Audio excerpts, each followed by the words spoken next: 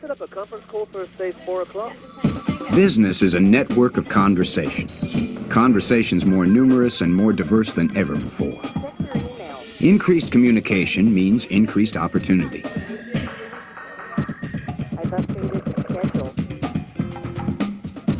It can also mean an increase in communication breakdowns that result in lost opportunity, misunderstandings, broken promises, and costly mistakes. Hang up and try again. We naturally think the solution for failed communications is speaking more clearly, when in fact, the solution is often in the listening. Speaking is not enough to guarantee effective communication. Saying does not guarantee listening. Listening is separate and belongs to the listener. Each of us has a habitual way of listening, a way of fitting what we hear into the world as we know it. We are captives of our way of listening, hearing only our limited set of possibilities. We seem unaware that others experience the world differently and hear different possibilities. Breakthrough listening challenges us to break out of our habitual listening, to hear more possibilities and increase our opportunities for action.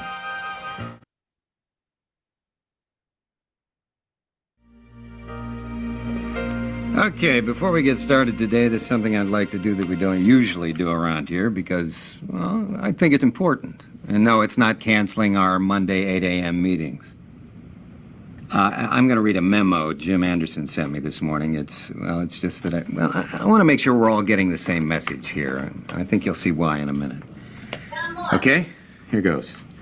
Tom, let me first convey to you how pleased we are with the work you and your team have been doing on Starflex. We all know how vitally important this product is to our company's future. I look forward to seeing the final design and specs next week.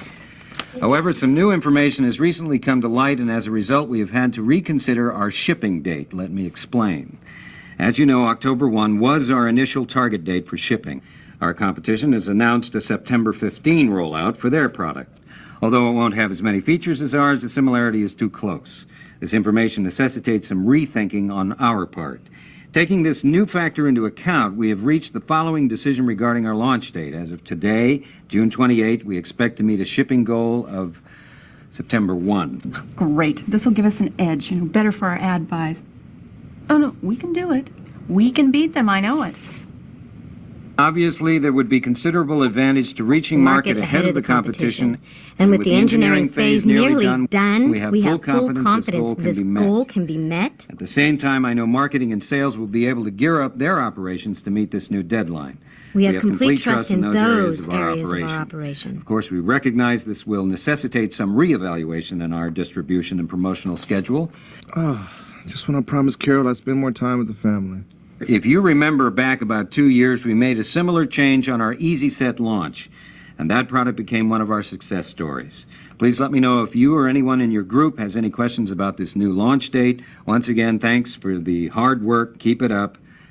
Right, we would have been lucky to meet the original schedule. So that's it. Let's proceed with the meeting.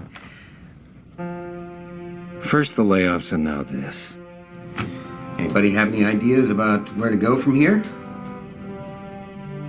The speaker says what he says. The listeners hear what they hear, understanding only the interpretations shaped by their individual concerns. The way we listen is not something we consciously choose. It's an automatic response. It results from our culture, gender, age, position, and personal history. Each of us has a different personal history, and we listen from that experience. I don't understand why. Of course not. Too logical. All right, if you look at the production schedule, and we're talking the original parameters here, we'd have a hell of a time even meeting the old deadline. If it were up to engineering, we'd never get anything to market. Well, I know you felt that way, Tom, but we were doing fine. Feelings had nothing to do with it. Now, don't get me wrong. I mean, even with all the layoffs, our people were busting their butts to get this product out. By the time these guys got through making it perfect, we'd all be out of jobs. Look, if you consider the specs we were dealing with. I did. I mean, not that I'm an expert, but, we were... That's what I'm talking about, Kate. You have to know where to look. So tell me. I mean, that's why I'm here. Why do women have such a problem with simple logic? The drive mechanism. has to fit within very specific size parameters. I mean, the facts are staring you or anyone else straight in the face. What a condescending jerk. I'm glad you can see them. Because from where I'm sitting, you're making about zero eye contact with reality. I can't believe this. Go ahead, throw logic out the window, ignore the numbers.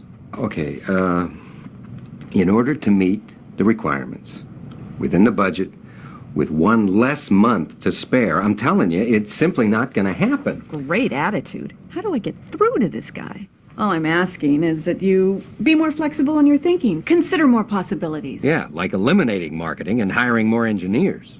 I did, I told you, in every way I can think of. Yeah, if we had time to engineer this product right, it would sell itself. He's missed the whole point. There must be a way. We can make this happen. Okay, Kate. Okay. You tell me how. There are times when winning seems a lot more important than listening. When factors such as age, gender, job experience, and power shut down our willingness to listen. While it is true that some people are powerful because they are effective listeners, often those in charge believe their way of listening is the right way. B, we can move up the shoot schedule for the fall spots, and C, my best people are revising the sales projections, so if we need to, we can... Sorry I'm late. Phone calls. I mean, we're all doing the job of two people around here these days. Amen. I asked Laura to join us because she's heading up the team that's building the drive mechanism. Which right now is giving us all nightmares. Exactly. So, Laura, let me bring you up to speed here. Kate and I have been hashing over the deadline. She has some ideas about how we all might pull together and actually meet this impossible schedule, and she has some questions. You say it's giving you nightmares. Why's that? I explained. We have fixed specs, and unfortunately, we also have a fixed budget. And the two don't match, am I right? Well, yes and no. Basically, yes. So everything's set and there's no latitude. Will they even listen to a junior engineer? Well, okay, there is a possibility. At my last company, they always encouraged us to work first with existing parts, and then design from scratch if the parts weren't available. Maybe we can use something off the shelf. Maybe it's your old company, kid, not here.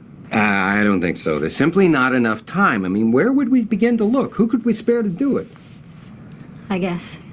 That's one idea. There could be others. Hey, I encourage my people to think on their feet, but a budget is a budget.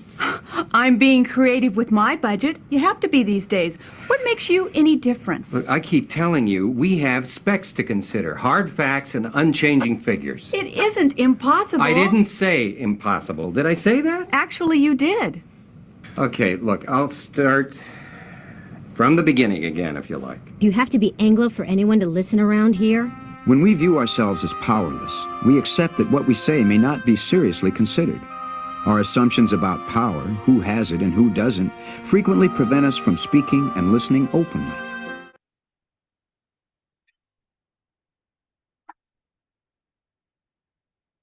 A biopsy? They don't think it's malignant, but the doctors are saying that sometimes it's just that,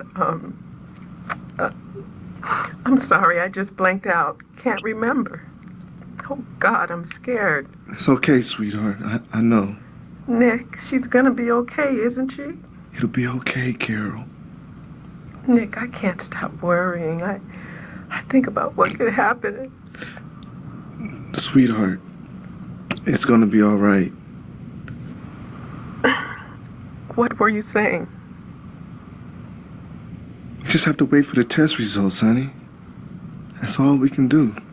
I know, but I don't understand. Keisha's always been so strong and... Sweetheart, we just have to wait. Hey. Yeah? I love you. I love you too.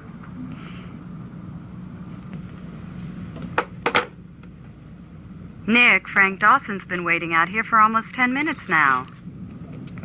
Tell him I'm on the way. Okay. We got a problem, Nick. Okay. Here's the deal. You guys have got a price squeeze coming from Temco. We need to talk. Things are tough out there. Things are tough all over, Frank. Oh, God, I'm scared. Tell me about it. But I've got some concerns here. They don't think it's malignant. Right now, today, I don't know how much space I can guarantee in the Jersey stores. Are you following me? Yeah. Nick, I can't stop worrying. I think about what could We happen. need to move quickly on this, Nick. The doctors are saying that sometimes it's just... We need to enhance the product. Keisha's always been so Added strong. features, lower price. That's what our customers God, want. I'm scared. We need to drop the price by 10%. Nick, she's gonna be okay, isn't she? It could make the difference, Nick. Yeah, Frank, of course. Sure. Hey, move on it, okay? All right. All right. Good. Hey, talk to you later, Frank.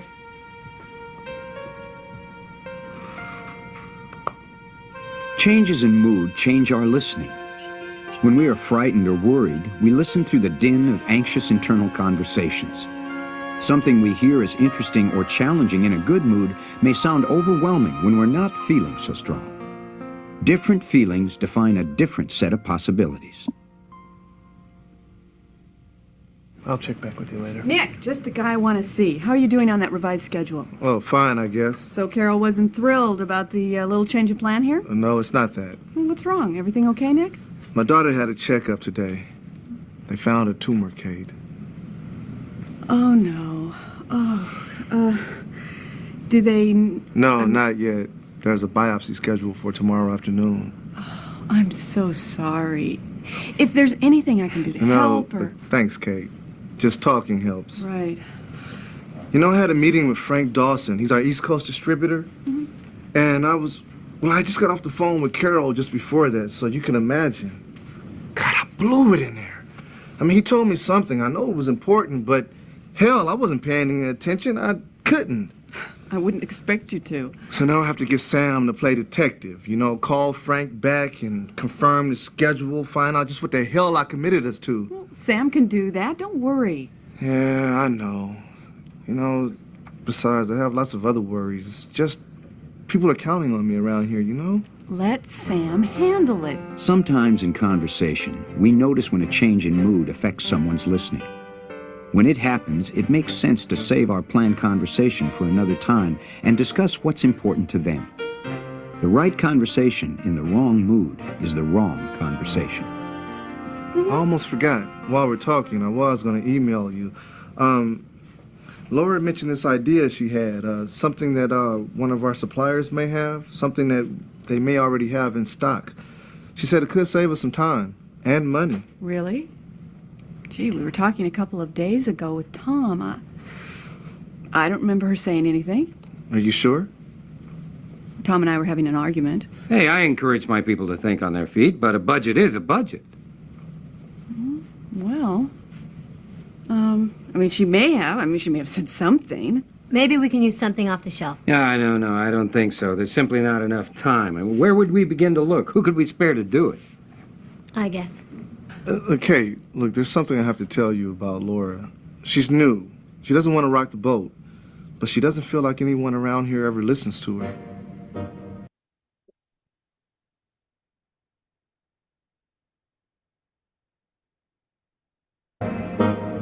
Every breakdown in communication is an opportunity to examine the way we listen in conversation. Conversation is the interplay of speaking and listening. In the back and forth between them, one is not active and the other passive. To improve our listening, we have to acknowledge that our concerns and our understanding of the world not only shape our listening, but they limit what we hear. To break through, we need to observe the way we listen. In other words, listen to our own listening. Yeah, that's right. It's been moved up to the 1st. Yeah, I know it's crazy. We all know it. So can you work with me on this? Uh-huh. Right. Okay. Yeah. Call me tomorrow. I'm sorry. I was trying to get that guy for 2 days. Now, you were saying... Laura has this idea. Yeah, I know. Off-the-shelf part won't work. Tom, I know that you're worried about the budget. I'm terrified about the budget. I know that I can sometimes only see things the way I want to see them. Things are going to work out. We'll all pull together, Yeah, rah. I plead guilty. Well, I'm glad somebody's finally doing that. You know what you were saying about the money, about the budget? There's a lot of validity there. But I wasn't really listening to you. Oh, hey, you don't have to beat yourself up here. And neither one of us were listening to Laura. Anyway, I talked to her. I'm telling you, Kate. Tom, just hear me out here. Say she's right. If there is a part out there, something already on the shelf, it would save us money, right? Maybe. It depends. And keep us on schedule? Well, hey, we're talking one enormous if here. All I'm asking is that we should consider the possibility. Maybe Laura's idea might work. I mean, we should at least check it out. I think it's not going to work. What do we have to lose? We're running out of time. There are many different ways to listen in any given situation. In a conflict, we can dispute who is right and remain attached to our habitual way of listening. Or we can ask ourselves what it will take to enlarge our listening. What are the interpretations in which we consistently find ourselves? How do we break out of these fixed interpretations to work more successfully with others? The results were negative. That's fantastic, Nick. Carol couldn't stop crying. Oh, man. That's great. You ready for the wars? Let me at 'em. Okay, before we get started, I'd like to share something with everybody. We all know about Laura's idea. Well, I've been doing some checking around with our suppliers. And? Just a minute. First of all, I'd like to say that using an off-the-shelf part makes a lot of sense. The problem was we needed to find it. And I think I just did that. Good job, Laura. Chalk one up for engineering. Oh, wow. No, wait a minute. Before you get too excited, Capco has a drive mechanism that weighs less, which means not only can we bring down our production costs, but we can reduce our shipping costs by 15%. Terrific. Does that mean that we can lower the per unit price? Oh, probably. But we'd have to run the numbers. That'd be great, because the feedback that I'm getting from my major accounts is more features, low price. Well, all right, that's the good news. We still got a big problem here. Now, don't get me wrong. This could be the solution, but I'm just not sure Capco has the inventory to meet our deadline. I mean, we're talking tight here, folks, the big squeeze. We can do it. Well, I don't know. It's gonna work. Wait a second. Tom has a point. We need to double-check their inventory. I could go call him. I think I'm actually gonna like it here. From our side, in marketing, we're looking at changes, lots of changes. I think you'll manage. Okay, let's proceed with the meeting. Now, the first item on the agenda, I think Nick...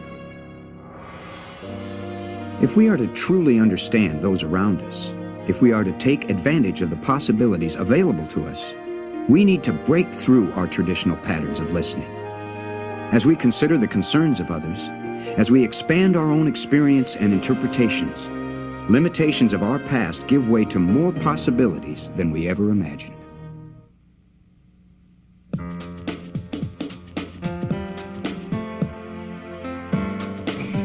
I'm going to read a memo Jim Anderson sent me this morning. It's just that I want to make sure we're all getting the same message here. I think you'll see why in a minute.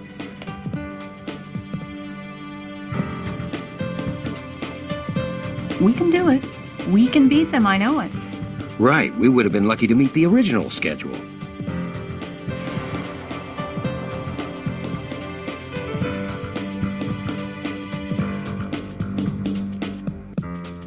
Do you have to be Anglo for anyone to listen around here? Well, okay, there is a possibility. At my last company, they always encouraged us to work first with existing parts, and then design from scratch if the parts weren't available.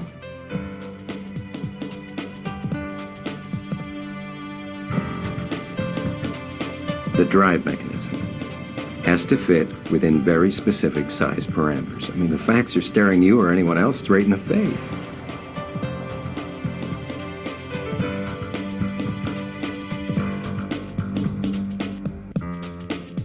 The results were negative. That's fantastic, Nick. You ready for the wars? Let me at 'em.